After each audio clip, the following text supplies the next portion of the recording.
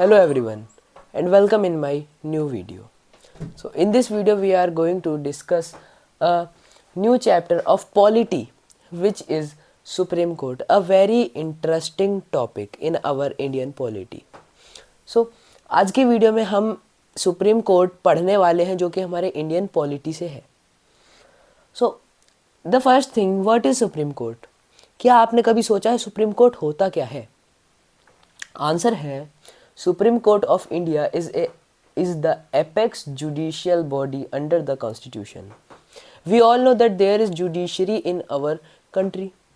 And what is the work of judiciary? To enforce the laws on each and every citizens of India. We all know. But Supreme Court, what we understand from Supreme Court, that the supreme on the top. Yes, supreme का मतलब यानी कि सबसे ज़्यादा, जिसके पास सबसे ज़्यादा power हो. तो सुप्रीम कोर्ट क्या है? एक एपेक्स जुडिशियल बॉडी है, ऐसी जुडिशियल बॉडी जिसके पास सबसे ज़्यादा पावर है, वो एपेक्स है अंडर द कॉन्स्टिट्यूशन के अंदर. अब हम देखें हमारे कॉन्स्टिट्यूशन में तो है. अब कॉन्स्टिट्यूशन में कहाँ है, कैसे है, क्या क्या है? भाई हमारे कॉन्स्टिट्यूशन में 22 पार्ट्स है. But in the Constitution of India, Supreme Court is mentioned in Part 5, Article 124 to Article 147. हमारे इंडियन कॉन्स्टिट्यूशन के अंदर जो सुप्रीम कोर्ट है वो पार्ट 5 के अंदर बताया गया है, पार्ट 5 में मेंशन है, और आर्टिकल 124 से आर्टिकल 147 तक है. समझ में आया आप सभी को इतनी बात? So hope so you all understand this. तो अब हम लोग बढ़ जाते हैं हमारे सुप्रीम कोर्ट के बारे में जानने में. सुप्रीम कोर्ट का क्या क्या काम है और उसके अंदर कौन कौन होते हैं, क्या क्या स्ट्रेंथ है उसकी, तो इन सारी चीज़ों के बारे में अब जान लेते हैं.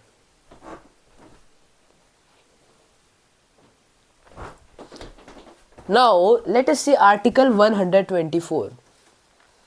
Article 124 says that establishment of Supreme Court. So basically it says that there should be a Supreme Court in our country. तो आर्टिकल 124 के अकॉर्डिंग हमारी कंट्री में एक सुप्रीम कोर्ट बनाया गया, और the supreme court was established on 26 January 1950 in new Delhi, and the supreme court was established on 26 of January 1950 and it is located in New Delhi. It is currently located in New Delhi. It is currently also located in New Delhi. ये अभी के time पे भी new Delhi के अंदर ही located है. It contains 1 + 33 जजेस. अब आप कंफ्यूज हो गए होंगे कि भाई ये 1 + 33 क्या है. हम 34 जजेस लिख सकते थे. हमने 1 + 33 क्यों लिखा? अब देखिए, in this the 1 is the chief justice of India. यानी कि भाई ये जो 33 है ना, ये हमारे नॉर्मल जो जज होते हैं सुप्रीम कोर्ट के वो है, लेकिन ये जो हमारा 1 है ना, ये हमारा CJI यानी कि चीफ जस्टिस ऑफ इंडिया है, जिन्हें हम क्या कहते हैं? CJI. CJI. ठीक है. अभी हमने ये समझा कि कोर्ट के अंदर कितने जजेस होते हैं. अब हमने देखा, एक तो हमारा हो गया जो हमारा सबसे टॉप लेवल पे हो गया, यानी कि चीफ का मतलब ही आप समझ गए होंगे, जिसके पास सारे जजेस में सबसे ज़्यादा पावर है.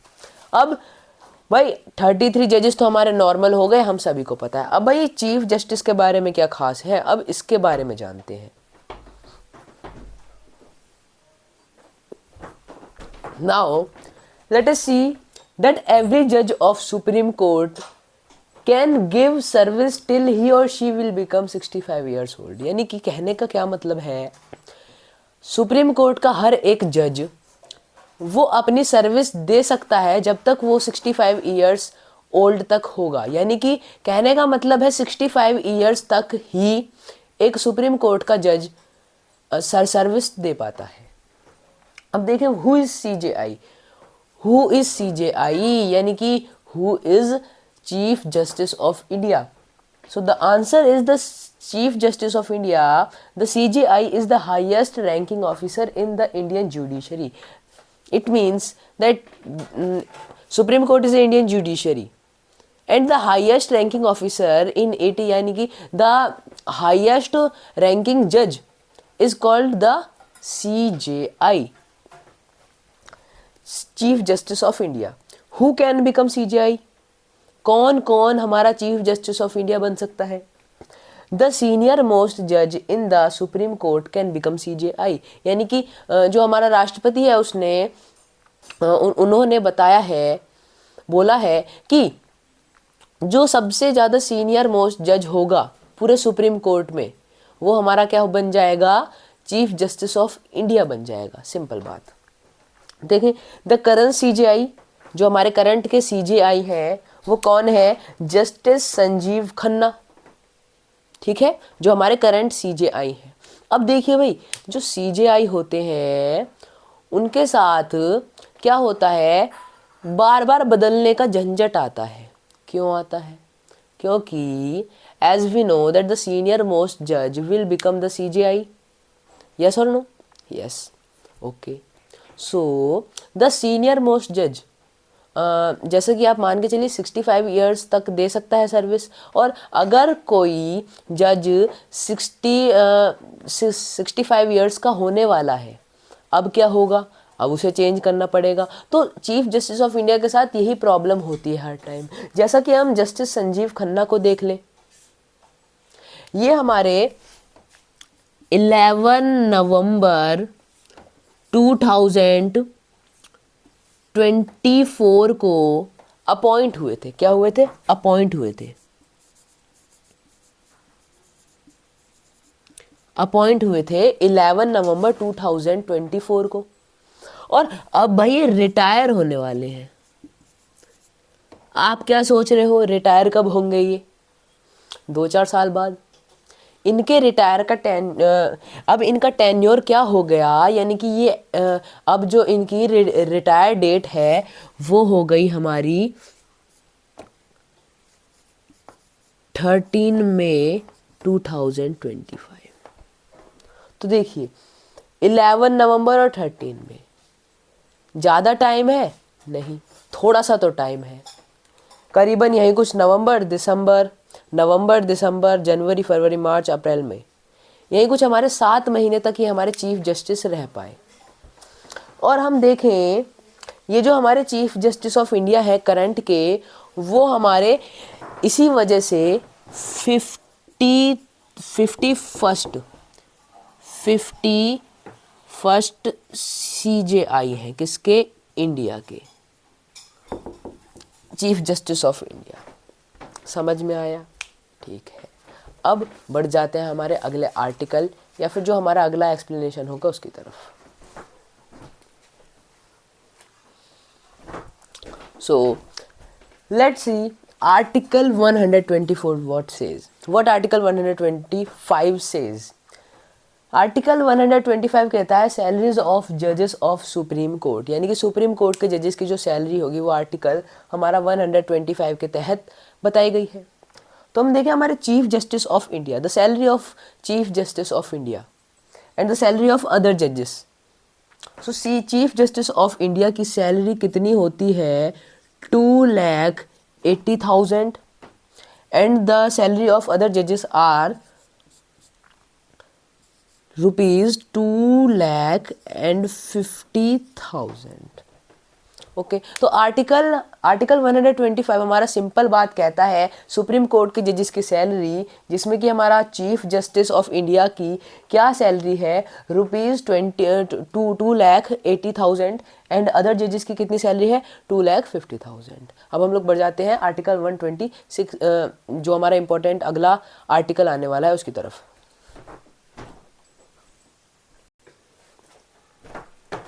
So let's talk about acting chief justice. We have learned about who is chief justice. Now this is acting chief justice. अब भाई ये acting chief justice कौन है? देखिए हम according to article 126 यहाँ पर हमारे आर्टिकल 126 की बात हुई है, the president of India elects the acting chief justice of India. यानी कि article according to article 126 the president of India appoints the acting chief justice. यहाँ पर अपॉइंट आएगा, okay, appoints the acting chief justice of India. अब ही और she makes the appointment. अब पहले हम लोग देखें कि ये जो एक्टिंग चीफ जस्टिस है ये क्यों आता है। हमारा चीफ जस्टिस है, इनका काम तो सेम ही होगा। अब ये चीफ जस्टिस और एक्टिंग चीफ जस्टिस, भाई जब चीफ जस्टिस है हमारे पास तो एक्टिंग चीफ जस्टिस की क्या जरूरत है। ही और she makes the appointment when the chief justice is vacant और unable to perform his duty. अब जो हमारी प्रेसिडेंट होंगे, ही और शी, वो इस चीज़ का अपॉइंटमेंट, यानी कि वो हमारे एक्टिंग चीफ जस्टिस का अपॉइंटमेंट जब करेंगे, जब क्या होगा, जो हमारा चीफ जस्टिस होगा या तो वो वेकेंट हो, उसके पास बहुत सारा काम है और वो उस काम को सही टाइम पे कंप्लीट नहीं कर पा रहा, तो उसकी हेल्प कराने के लिए हमने एक्टिंग चीफ जस्टिस को अपॉइंट कर दिया। और एक बात क्या हो गई, और unable to perform his duty. अब भाई उसकी तबीयत खराब हो गई, वो ड्यूटी पे आ नहीं पा रहा, इस वजह से क्या करता है जो प्रेसिडेंट होता है, ही और she will elect the acting chief justice. ठीक है,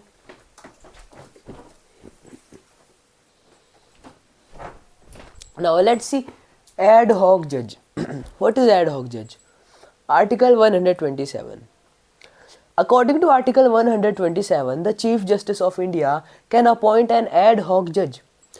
आर्टिकल 127 के अकॉर्डिंग जो चीफ जस्टिस ऑफ इंडिया है, जो CJI है, वो एक एड हॉक जज को क्या कर सकता है, अपॉइंट कर सकता है फ्रॉम ए हाई कोर्ट। अब वो जो हमारा एड हॉक जज होगा वो हाई कोर्ट से होगा। उसका काम क्या होगा, if there are fewer permanent जजेस then the quorum required for a supreme court session. एक सेशन में जितने हमारे जजेस होंगे, अगर वो कम पड़े तो जो हमारा CJI है वो क्या कर सकता है, वो एक एड हॉक जज को अपॉइंट कर सकता है जो कि थोड़ा काम संभाल सके। अगला देखें, the CJI must consult the chief justice of high court and obtain the president's consent. अब भैया before appointing the ad hoc जज, the chief justice of India must have to consult the chief justice of high court. यानी कि add hoc जज को appoint करने से पहले जो हमारा CJI है उसे हमारे chief justice of high court से कंसल्ट करना ही होगा, जिससे कि थोड़ी राय ले सके वो कि भाई लेने चाहिए या नहीं बनाना चाहिए ये सब। And obtain the president's consent, और प्रेसिडेंट की अनुमति, यानी कि प्रेसिडेंट उन्हें permission they they add hoc जज को अपॉइंट करने की। अगला देखें, द एड हॉक जज has the same powers and privileges as a permanent जज। यानी कि जो एड हॉक जज है उसके पास जो पावर्स और प्रिविलेजेस होगी वो क्या होंगी, वो जो हमारा परमानेंट जज होगा उससे सेम होंगी। यानी कि कोई भी डिफरेंस नहीं होगा एड हॉक जज में और जो हमारा परमानेंट जज होता है उसमें। बस अंतर इतना है कि एड हॉक जज परमानेंट नहीं होता और जो जज होता है, जो हमारा सुप्रीम कोर्ट का जज होता है, वो परमानेंट होता है। ओके फ्रेंड्स, तो फ्रेंड्स आज की वीडियो में हम इतना ही पढ़ाएंगे। ये हमारा आज की वीडियो का पार्ट 1 है। अगली वीडियो में हमारा पार्ट 2 आएगा जिसमें हम सुप्रीम कोर्ट पूरा कवर कर देंगे। तो फ्रेंड्स आज की वीडियो के लिए इतना ही, और मैं आपको थैंक्स कहना चाहता हूँ कि आपने हमारे YouTube पर 100 सब्सक्राइबर्स कंप्लीट करा दिए हैं, तो उसके लिए बहुत बहुत थैंक यू। और ऐसे ही हमें मोटिवेट करते रहें, जिसके लिए हम जिसके वजह से हम क्या करते रहें, आपके लिए और भी ऐसी शानदार क्या लाते रहें, कंटेंट लाते रहें। तो मैं मिलूँगा आपको नेक्स्ट वीडियो में, तब तक के लिए बाय बाय एंड जय हिंद।